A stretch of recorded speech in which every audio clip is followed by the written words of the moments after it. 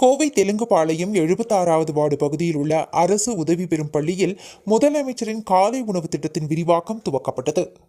தமிழ்நாடு முதல்வர் மு.க.ஸ்டாலின் அவர்களால் காலை சிற்றுண்டி வழங்குதல் தொடர்பாக 1ஆம் வகுப்பு முதல் 5ஆம் வகுப்பு வரை பயிலக்கூடிய தொடக்கப்பள்ளி மாணவர்களுக்கு அனைத்து பள்ளி நாட்களிலும் காலை வேளையில் சத்தான சிற்றுண்டி வழங்கப்படும் என்று அறிவிக்கப்பட்டு முதலமைச்சரின் காலை உணவு வழங்கும் திட்டம் முதலில் 2022ஆம் ஆண்டு தொடங்கப்பட்டது. அதனைத் தொடர்ந்து இந்த திட்டம் தமிழ்நாட்டின் அரசு பள்ளிகளில் தொடங்கி பின்னர் அரசு உதவி பெறும் பள்ளிகள் மற்றும் நகர்ப்புற பகுதிகளிலும் விரிவாக்கம் செய்யப்பட்டுள்ளது. இதனை இன்று காலை தமிழக முதல்வர் மு.க.ஸ்டாலின் தொடங்கி வைத்தார்.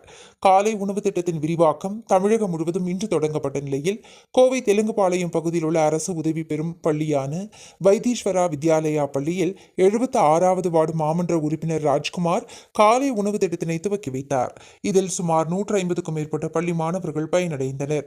இந்நிகழ்வில் பள்ளி தலைமை ஆசிரியர் ரேணுகா தேவி, மின்னல் சிவா, விஜய், கணேஷ், சரவணன், சதீஷ், முகுந்தன், விமல், சிவகுமார், தர்மராஜ், ஸ்ரீராம், ஆறுமுகம், செல்வராஜ் ஆகியோர் கலந்து கொண்டனர்.